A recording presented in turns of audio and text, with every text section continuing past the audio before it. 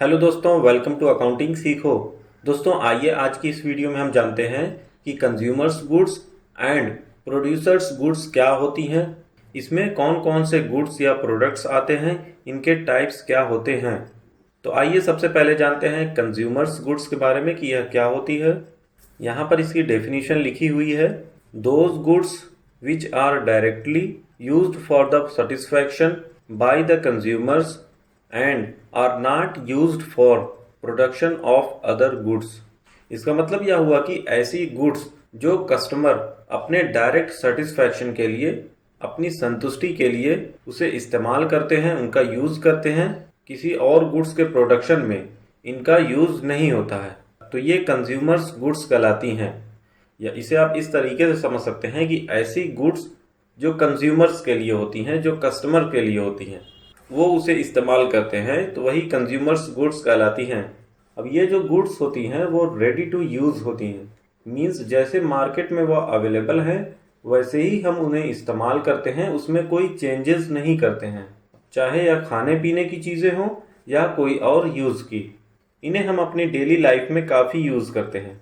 जैसे यहाँ एग्जाम्पल्स दिए हुए हैं: chocolate, bread, pen, car, TV etcetera.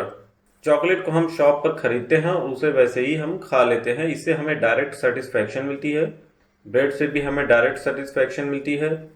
Pen, car, TV ये भी हमारे इस्तेमाल की ही चीज़ें हैं, इन्हें हम इस्तेमाल करते हैं, इनका यूज़ करते हैं।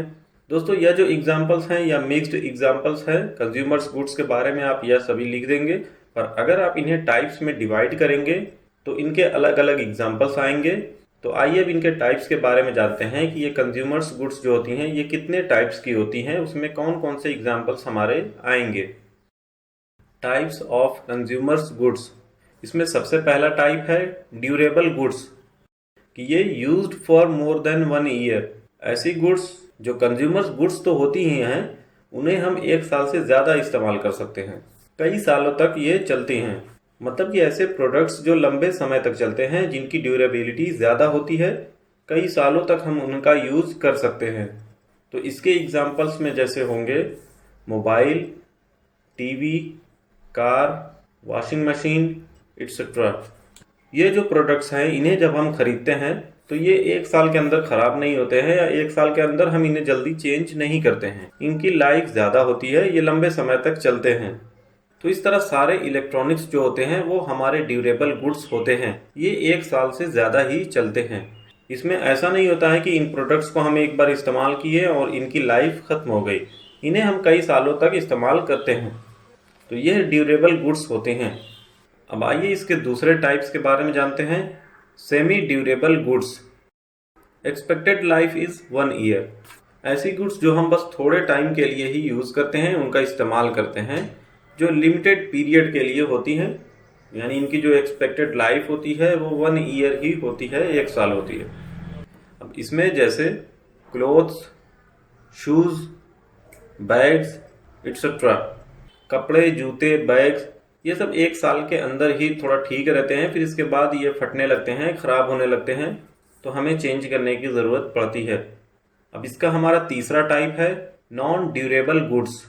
ये जो होते हैं used only once. Non durable goods जो होती हैं इनका इस्तेमाल हम सिर्फ एक बार ही कर सकते हैं, मींस सिंगल टाइम ही इसे हम यूज़ कर सकते हैं। ऐसे प्रोडक्ट जो बहुत जल्दी ही ख़राब हो जाते हैं वो नॉन ड्यूरेबल गुड्स में आते हैं। इसमें जैसे खाने पीने की चीज़ें आती हैं, जैसे milk, bread, chocolate, paper etcetera.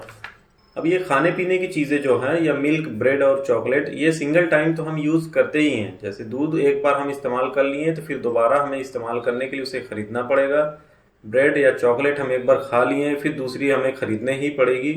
इसी तरह यह पेपर जो है यह भी नॉन ड्यूरेबल गुड्स में ही आता है, जिस पर अगर हम एक बार लिख दें तो अब इस पर हम कुछ नहीं लिख सकते हैं, हमें नेक्स्ट पेज लेना ही होता है।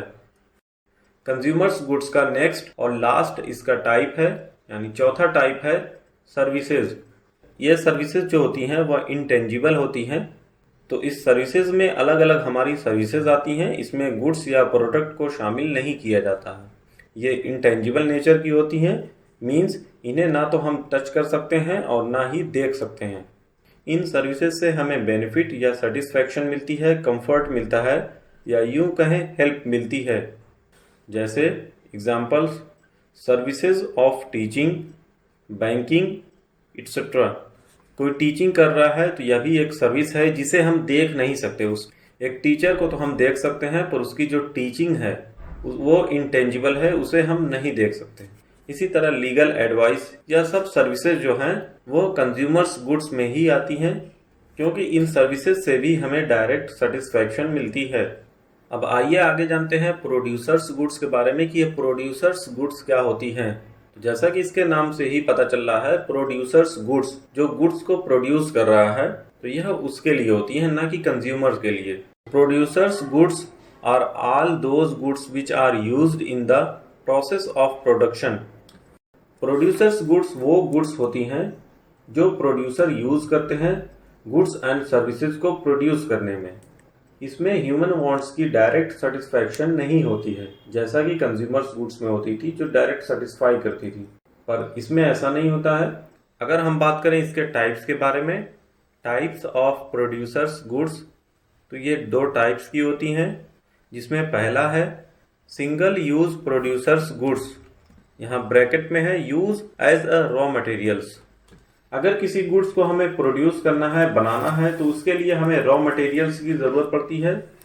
तो यही जो रॉ मटेरियल्स हैं यही प्रोड्यूसर्स गुड्स कहलाते हैं। जैसे चीनी को बनाने के लिए गन्ने की ज़रूरत पड़ती है, या फर्नीचर को बनाने के लिए लकड़ी की ज़रूरत पड़ती है, तो ये प्रोड्यूसर्स गुड्स हैं। दूसरा है कैपिटल गुड्स, यहाँ ब्रैकेट में है used to produce other goods. इसमें वो मशीनें आती हैं जो उस गुड्स को बनाने में हेल्प करती हैं, जो प्रोडक्शन प्रोसेस में हेल्प करती हैं, वो मशीनें कैपिटल गुड्स कहलाती हैं। अभी जैसे हमारा एक एग्जांपल था कि हमें चीनी बनानी है तो हमें गन्ने की ज़रूरत पड़ेगी, तो यह गन्ना रॉ मटेरियल्स होगा, तो यह सिंगल यूज प्रोड्यूसर्स गुड्स में आएंगी। पर यहीं अगर उस चीनी को बनाने के लिए या गन्ने से उस चीनी को बनाने के लिए जिस मशीन की हमें ज़रूरत पड़ेगी, तो वह मशीन हमारी कैपिटल गुड्स कहलाएगी। यानी इनका इस्तेमाल करके जो मैन्युफैक्चरर होता है वह उसे फिनिश्ड गुड्स बनाता है। तो बस आज की वीडियो में इतना ही। वीडियो अगर आपको यूजफुल लगी हो तो इसे लाइक करें, और चैनल को अभी तक अगर सब्सक्राइब नहीं किए हैं तो सब्सक्राइब ज़रूर करें। दोस्तों, अगर आप इन सब्जेक्ट से रिलेटेड हिंदी में आर्टिकल्स पढ़ना चाहते हैं तो आप हमारी अकाउंटिंग सीखो की वेबसाइट पर विजिट कर सकते हैं, जिसका लिंक डिस्क्रिप्शन में दिया हुआ है। और स्क्रीन पर आपको बिजनेस ऑर्गेनाइजेशन की प्लेलिस्ट शो कर रही है, यहाँ से आप इसकी और वीडियोस देख सकते हैं। तो मिलते हैं नेक्स्ट वीडियो में। Thank you.